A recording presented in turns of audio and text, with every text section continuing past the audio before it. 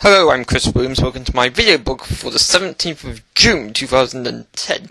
In a moment I'm going to talk about football, in particular the France vs Mexico match and the consequences for the French manager Ramon Domenech. And I'm also going to talk about unemployment in the United Kingdom for an announcement by the British government. But first I'm going to talk about a comment which I've received for one of my previous videos, Autism Bullying Suffered in Cardiff University Outcome Preview. Ankara seems to think that my complaint against Cardiff University is because a girl on my course refused to go out with me, and he claims I'm stalking her. Absolute nonsense, because of course my complaint against the university is because of their failure to implement positive decisions that would have helped my Asperger's syndrome during my third year on my university course. And indeed, since that video was posted, the university has expressed regret for the errors made in my third year. However, I am seeking an apology from the university for its failure to implement positive ideas to assist in my first 2 years of my university course. But getting back to what Ankara thinks, he reckons that my issue with Cardiff University is all because of a girl who I am apparently stalking. Well, I replied to him that I am not stalking her, and me and her were actually in a very close association, where she sent me some very explicit text messages. You'll see those text messages in another video elsewhere on my video blog, but I put forward this argument. If I am stalking her on the basis that me and her were never friends in the first place, how come she gave me this? A leaflet from her vibrator titled "Getting the Best from Your Vibrator," which explains how it works and how you should take care of it. I was very confused when she gave this to me. I asked my Asperger's syndrome psychologist at the time, what is the logic behind her giving this to me? What does it mean? Does it mean that she fancies me? Does it mean that she wants to have sex with me? That sort of thing. And indeed, that is what my psychologist thought at the time. But of course, myself and the girl don't speak anymore. Now I dumped her friendship when I realised that she was no good for me. So I say to Ankara that your comments are wrong. Right, on with the football element of my video blog.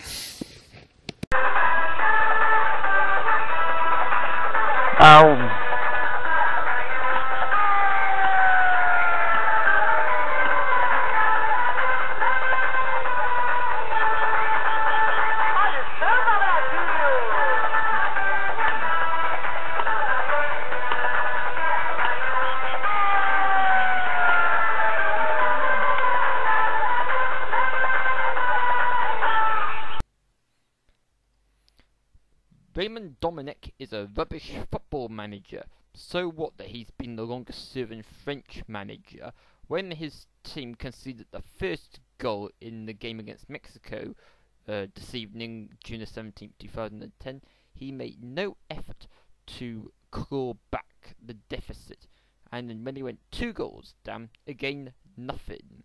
And of course, Henri and Sissi and the other players round the back at the goalposts, not called back to go on or anything, and then when the whistle went, Domenech just shrugged his shoulders and walked off.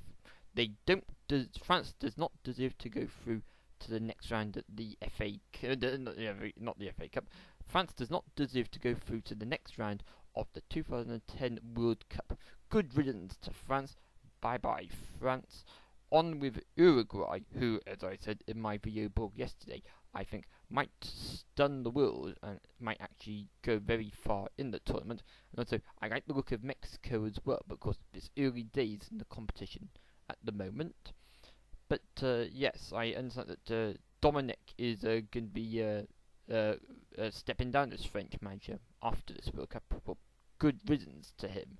Apparently, there's 15 or so players in the French team who have never been to a World Cup before. And apparently that is quite surprising. But the French team tonight, as they did in their previous match against Uruguay, lacked passion. And indeed, I think they are going to be completely humiliated when they play South Africa in a week's time. I think both France and South Africa will not make it through to the second round of the FIFA World Cup 2010. Right, that's all I want to say about France, Mexico, and of course Argentina. They won earlier today. They're performing as you would expect for this team to qualify from the group stages, but I think it's too early to say they're going to win the entire competition under Diego Maradona, but we'll have to wait and see. And very briefly, I'm going to talk about unemployment here in the United Kingdom. Today, the coalition government announced some budget cuts that they're going to be implementing to save money, and one very interesting budget cut they announced is that they're going to do away with the so-called recruitment subsidies. That is where if you are unemployed, like myself, you hand over to a prospective employer a form which says that they will receive money if they employ you for a minimum of 6 months. Today, the coalition government abolished that recruitment subsidy, therefore making it difficult for people like myself to get a first-time job. And they also announced they're going to do away with the training courses that are given to people who are unemployed for 2 years. Well, I've nearly been unemployed for 1 year now. Of course, given the recession, I'm likely to be unemployed for at least 2 years. It seems if I am unemployed for 2 years, I would not be able to access a kind of training course or work experience placement. I'd just be left on the scrap heap and be unemployed for the long term because of budget cuts by central government. Well, I am taking some exams for a distance learning course I am doing, which will hopefully allow me to access postgraduate education in the long run. So it doesn't particularly matter to me that I'm unemployed because I've got this spare time to do my studying. If I had a job, then things would get rather tight. I'd then have to give up my postgraduate education aims. So definitely, education is the way forward during a recession where there are no jobs. And of course, being unemployed gives you a lot of free time to do distance learning courses to help you get back into the education system. Oh, it's froze. Ow. Background noise again. Right, so that's all that I want to say about today's football matches, but 2 other things. I'd like to encourage you to visit my channel. Click on my name that's highlighted in blue underneath this video on YouTube, and if you click on that, you'll then see 2 videos that have been posted online by someone else who I am a fan of, and I encourage you to see those videos because they are quite entertaining. It's World Cup parody songs by Dave Henson. They were played on the BBC here in the United Kingdom in recent days, and he has now posted them onto the internet. So I encourage you to visit my channel to find the link to those relevant videos.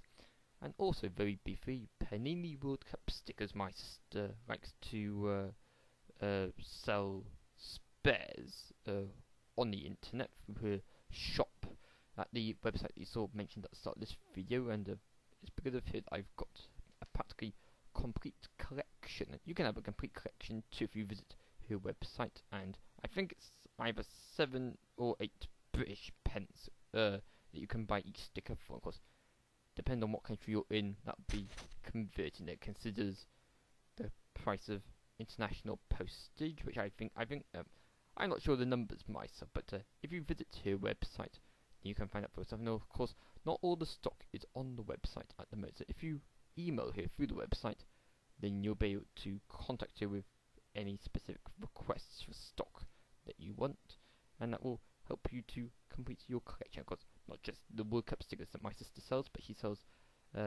trading cards and stickers for other popular series like Ben 10 and Doctor Who, and popular animated sticker collections as well.